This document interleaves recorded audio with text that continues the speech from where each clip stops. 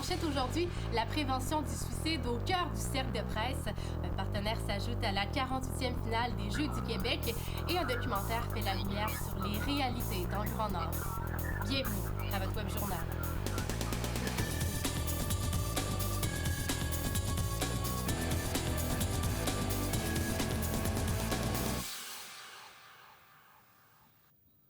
Mesdames et messieurs, bonsoir. Le traitement médiatique du suicide, à savoir comment transmettre l'information, était au cœur des discussions livrées au cercle de presse ce matin. Dans le cadre de la semaine de prévention du suicide, le juge Michael Sheehan a abordé plusieurs sujets et malgré des cordes sensibles ont été touchées. En effet, Anne-Julie, le juge Sheehan était là pour témoigner de son cheminement depuis le suicide de son propre fils en 1995. Et oui, des thèmes importants ont été abordés comme la prévention et le soutien, mais aussi le rôle des médias dans le suicide.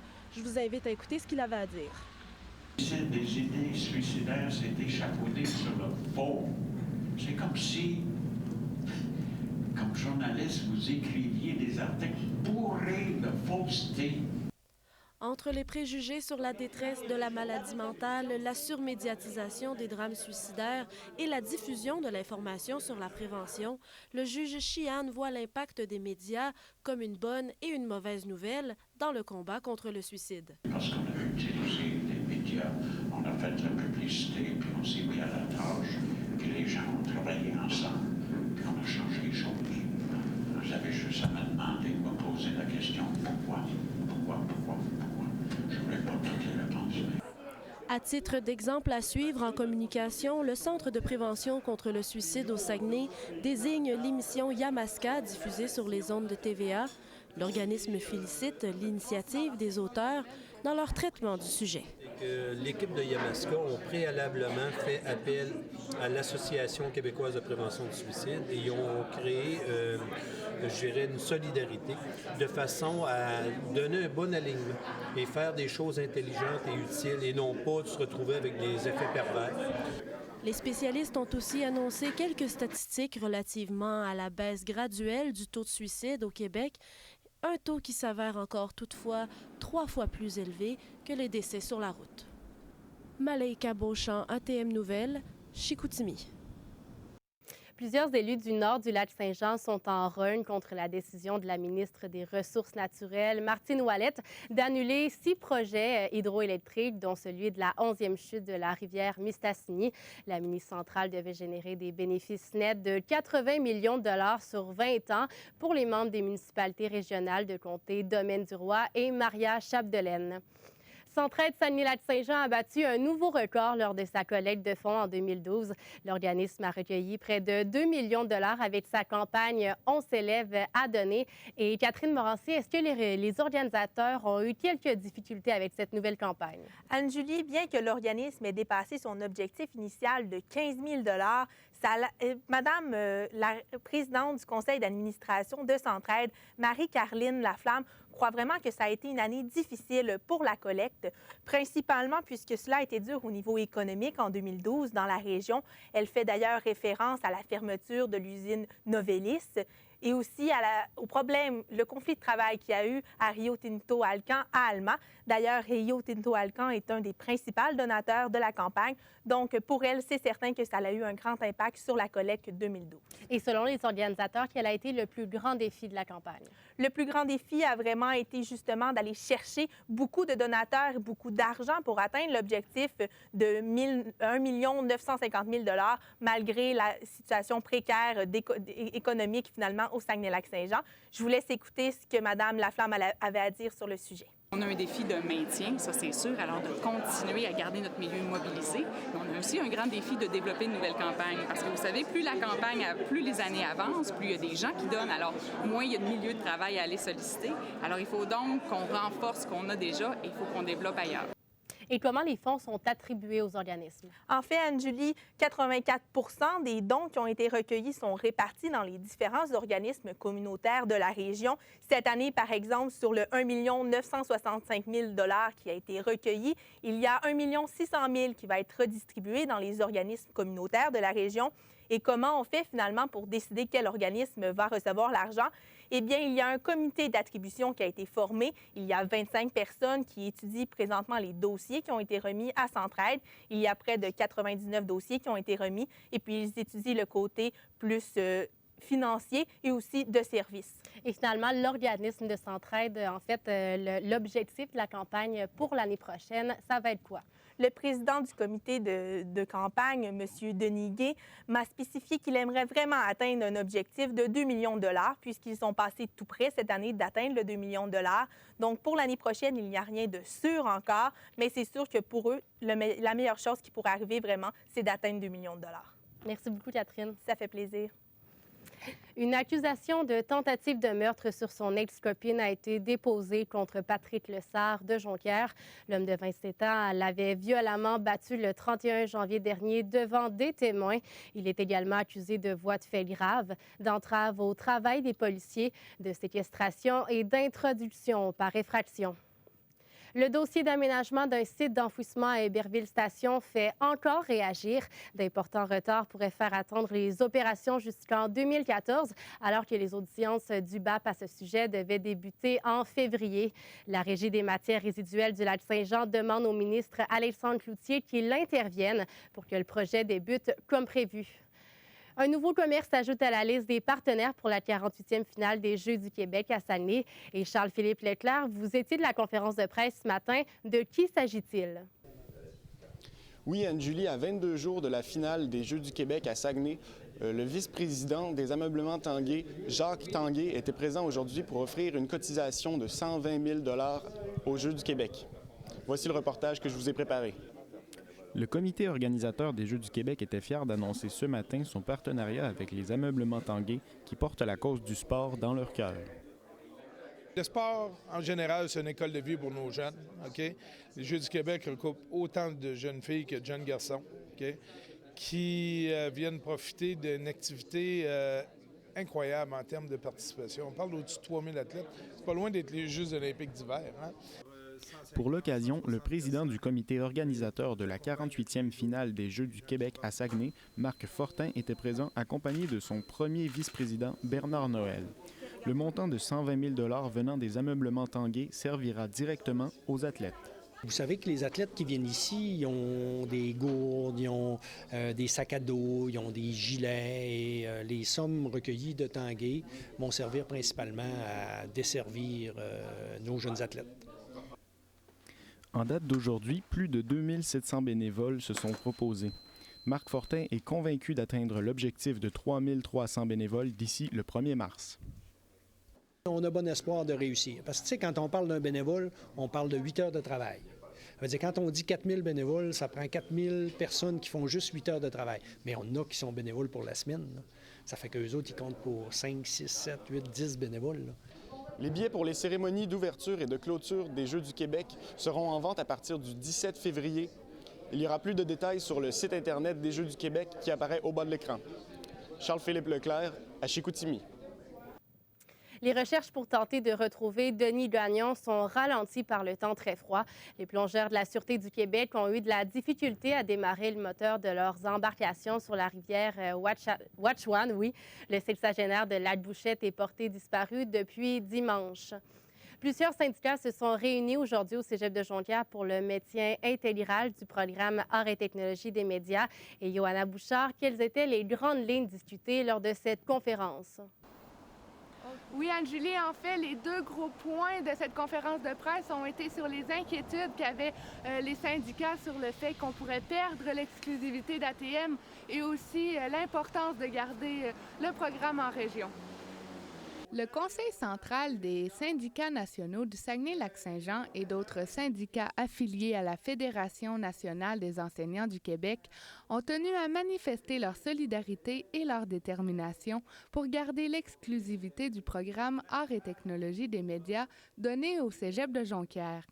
Ces syndicats soutiennent la direction du Cégep dans sa campagne pour amener le ministre Pierre Duchesne à annuler l'autorisation qu'a eu le Collège André Grasset de démarrer un programme de techniques de production et post-production télévisuelle. ATM, donc, pour moi et pour nous, c'est une histoire de famille. C'est une grande famille, ATM. C'est une famille qui a des tricoter serré, comme on dit par chez nous.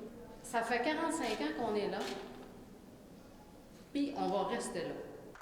Les syndicats disent que le Parti québécois est favorable à leurs problématiques, mais qu'il reste du chemin à faire avant de gagner leur cause. Et ce qu'ils recherchent surtout, c'est de trouver l'aspect légal sur lequel ils vont pouvoir intervenir pour faire stopper ce processus. Mais c'est là que le bas blesse, puis c'est là que c'est difficile. Donc, les appuis sont grands en région et la mobilisation continue de plein gré pour garder l'exclusivité du programme d'ATM. Johanna Bouchard, ATM Nouvelles, Saguenay. Le président du Conseil central des syndicats nationaux du Saguenay-Lac-Saint-Jean, Angélbert Cotenoir, était de passage sur notre plateau à la suite de la conférence de presse portant sur l'exclusivité du programme ATM. Et ma collègue Geneviève Tremblay-Plourde s'est entretenue avec lui ce matin. Alors, bonjour, M. Cotenoir. Bonjour. Je voudrais savoir pourquoi la CSN a cru bon faire une sortie publique aujourd'hui. Disons qu'il était temps, c'était dans l'ordre des choses. Il y a déjà une campagne de mobilisation au niveau régional qui a été amorcée par la direction du collège. Nous, pour notre part, on avait laissé le temps au volet politique d'agir. Dès le début, dès le moment où on a eu l'information, la Confédération et la Fédération nationale des enseignants et enseignantes du Québec sont intervenus. Et il faut savoir aussi qu'au niveau de l'enseignement collégial, la CSN représente 46, des professeurs de 46 des 53 collèges. On représente l'ensemble de tous les collèges de la région, autant au niveau des professeurs que du soutien.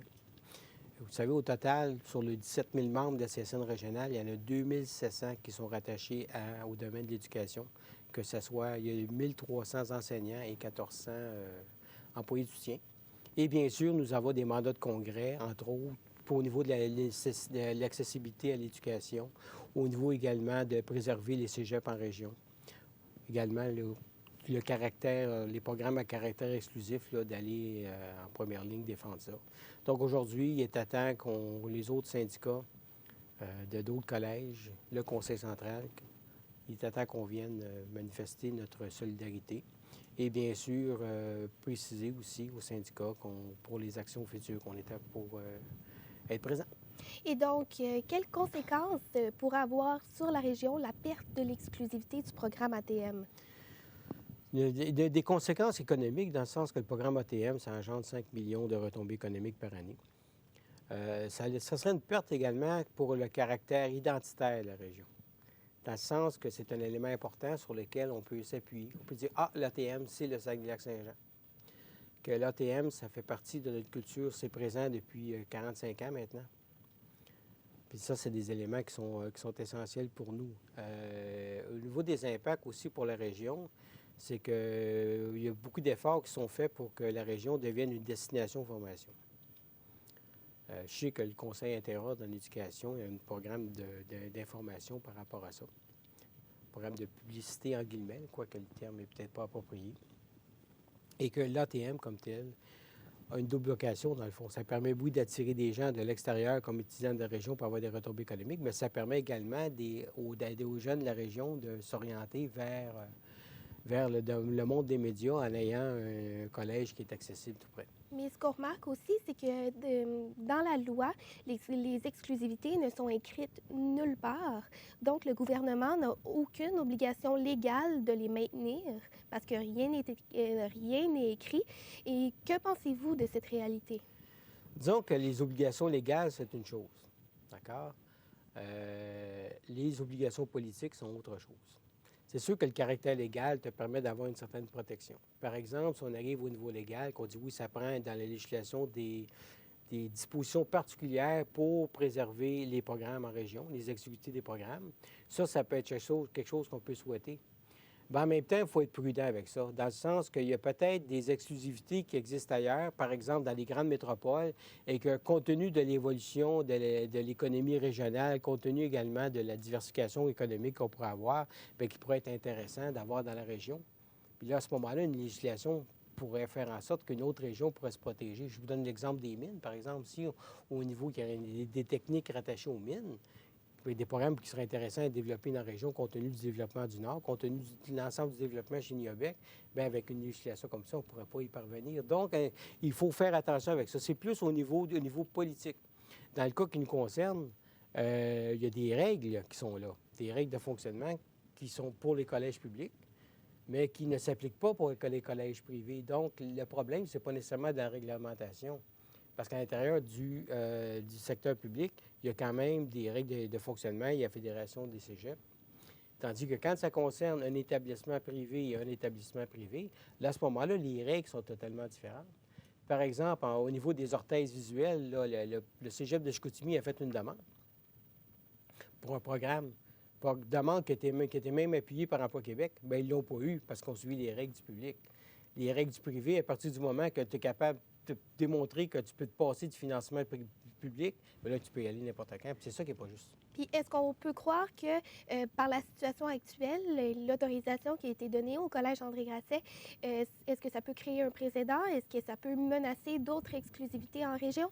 Bien, c'est sûr qu'à partir du moment où il y a des éléments comme ça, je pense par exemple à la formation qui est donnée au Centre québécois de formation en aéronautique, qui est rattaché au Collège de Chicoutimi. Oui, effectivement, là, ça a déjà été menacé. Les collèges privés, il y en a un collège privé qui a une certaine forme qui attaque déjà l'exclusivité CQFA. Sauf que les cours dans ce domaine-là sont tellement chers qu'ils n'ont pas d'étudiants. Mais le fait reste, c'est que c'est toujours dangereux. Pensez là, au niveau des toutes, qu'est-ce qui est rattaché aux techniques, les sciences nature, techniques nature. Et pour ATM, est-ce qu'il y a certaines actions qui vont être entreprises par la CSN dans les bien, c'est sûr que nous, au niveau de la mobilisation, on est 170 syndicats dans la région, on va à leur rythme aussi, là.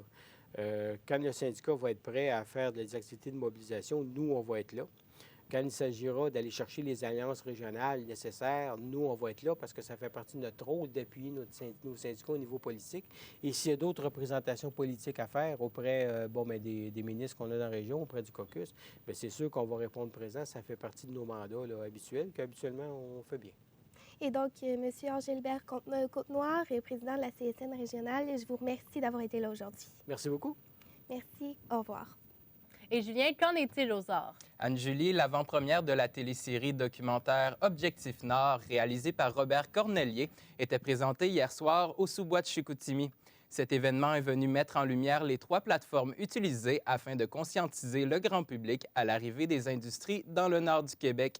Et Pierre-Antoine Gosselin, quelles sont ces 3 plateformes? En fait, Julien, ce qu'il faut savoir, c'est qu'il y a une télésérie documentaire, un site Internet et un livre dans lequel on y retrouve de plus amples informations pour tous ceux et celles qui voudront s'y attarder. Je vais commencer d'abord par la télésérie documentaire. Il s'agit de 4 épisodes de 55 minutes qui seront tous diffusés sur les ondes de Télé-Québec. Et qu'est-ce qu'on y retrouvera? Bien, notamment des propos des gens qui habitent le Grand Nord et qui devront faire face avec cette nouvelle réalité qui est le Plan Nord. Je vais vous laisser entendre le réalisateur de ce beau projet qui est Objectif Nord, Robert Cornelier, à qui a tenté de trouver une ligne directrice à sa réalisation. L'idée, c'est qu'ils nous prennent par la main et qu'ils nous fassent découvrir un peu leur point, mais qu'on comprenne aussi les changements qu'ils ont traversés au cours des 40-50 dernières années. Comment ça a évolué? Donc, les gens, oui, veulent vivre chez eux, développer, mais à un rythme dans lequel eux se sentent respectés, dans lequel eux aussi peuvent se développer.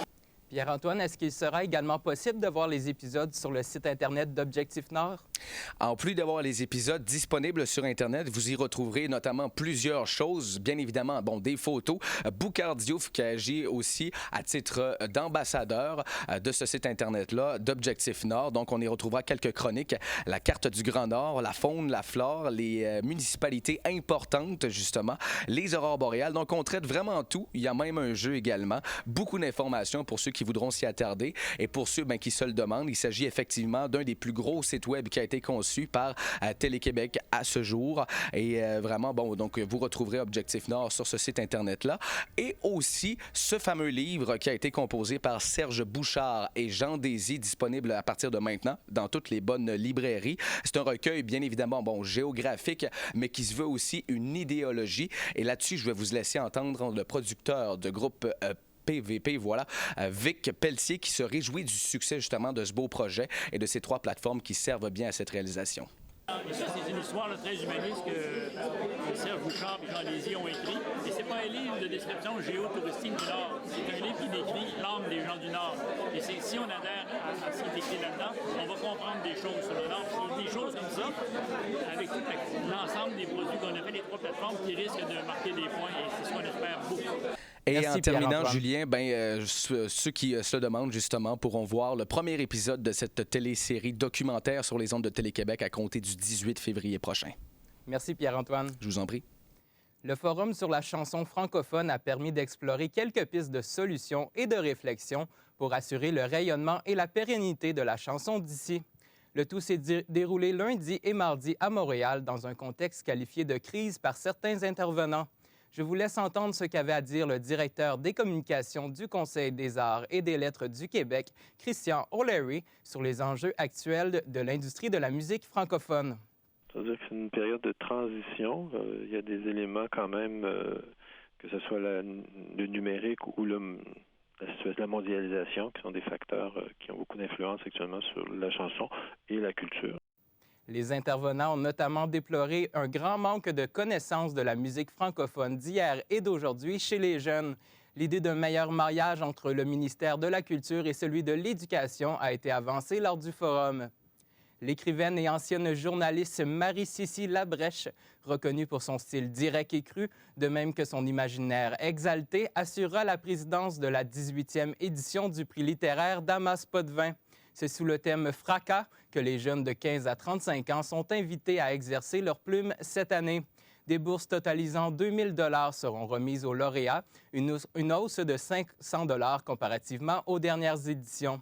La date limite pour la remise des textes est le 22 mars et le gala aura lieu en mai. Le groupe d'inspiration folklorique Mes Aïeux entame ce soir à Roberval sa virée de 4 spectacles consécutifs dans la région. La formation espère que le public sortira flottant de l'auditorium Fernand Bilodeau. Elle exploite une touche plus poétique et envoûtante dans son dernier album, À l'aube du printemps. La violoniste Marie-Hélène Fortin assure toutefois que les spectateurs retrouveront l'ambiance festive et rythmée de Mes Aïeux, qui interprétera autant ses plus grands succès que le contenu de ce nouvel album. La formation montrera également sur les planches demain à Dolbeau-Mistassini et sera ensuite de passage à Arvida et à Alma. Voilà, Anne-Julie, ce qui conclut la Tournée des arts. Merci beaucoup, Julien.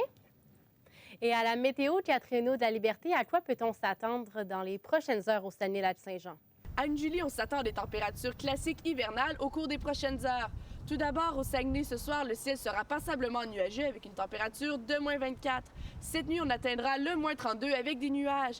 Demain, le ciel sera généralement ensoleillé, il fera moins 23. Du côté du lac Saint-Jean, on s'attend à un scénario similaire. Ce soir, des passages nuageux avec moins 25. Cette nuit, des nuages avec moins 31. Et demain, le ciel sera très ensoleillé avec une température de moins 24 degrés Celsius.